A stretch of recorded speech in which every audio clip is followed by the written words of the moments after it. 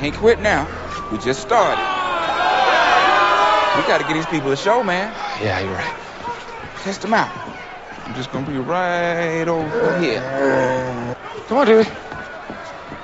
You're just nothing but a dumb bear. Smack, smack. Yeah. Woo. Crazy fist. I'll come in with crazy fist. Huh? This is fine. He's not doing anything.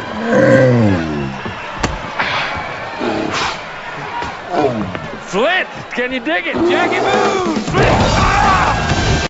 Ah!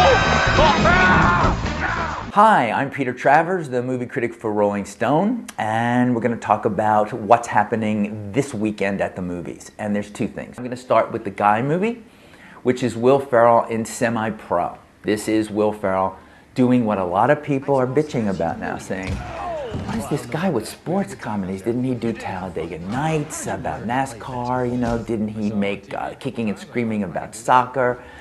He's just making sports comedies all the time. And Semi-Pro is basketball, but it's basketball in the 1970s. It's the ABA. And if you don't remember what the ABA was, since it went kaput in 1976, it was like the alternative music little bad brother of the NBA, where they did stunts, where they hardly had anybody coming to the games. And Will Ferrell is a guy named Jackie Moon. And Jackie Moon buys his own basketball team because no one would hire him to play otherwise.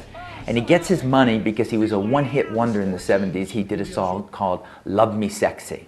I recently did an interview with Will Ferrell, and he actually sang Love Me Sexy to me, which terrified me because it's not just Will Ferrell singing Love Me Sexy to me, but he's singing it to a movie critic, so what does that mean? But it's Love Me Sexy. You'll hear it when you look at clips and actually go see the movie. But the question is, and we're all asking ourselves this, is Will Ferrell just doing the same thing over and over again?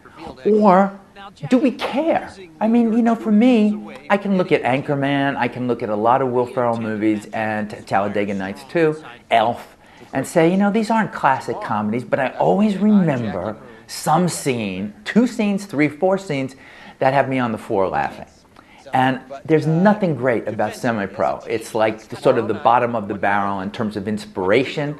But to see Will Ferrell basically jumping over 8 spread-eagled ball girls on a basketball court is hilarious. So what do we do when we go out for the weekend? Do we care? Do we just want a few good laughs and we don't care that we have perfection? That'd be my attitude. So as long as you don't get your expectations too high, Will Ferrell's going to deliver the laughs in Semi-Pro. Please don't be angry with me. You think I desire to go for this purpose? All I know is that a man that didn't know who you were was with you in that room for half an hour and came out besotted.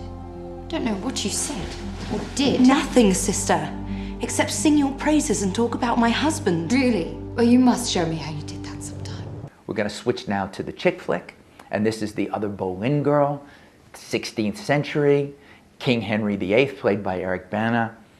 He is told, basically, that he can have his pick of the 2 Boleyn sisters. There's Anne Boleyn, who he's eventually going to marry when he divorces his wife, and she's played by Natalie Portman, played beautifully by Natalie Portman. And then there's Sister Mary, who's played by Scarlett Johansson, who is doing that sultry, subtle, smoky Scarlett Johansson thing. Now, maybe you've seen The Tudors on Showtime. We've seen this a million times before, but what works in this movie, and a lot doesn't work. I mean, the pace is a little slow. What works is the combination of these 2 sisters being pimped out by their parents to a king. I had an argument with Natalie Portman about this. I said to her, what is there relevant about this story, this 16th century story about exploited women for today?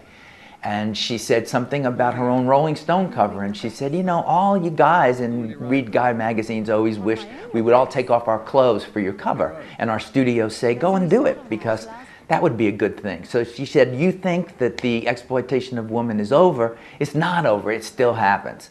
My only argument was she could say no, and she didn't get beheaded like Anne Boleyn did. But she makes a good point. This is a movie that may be historical, but it's not stuffy historical.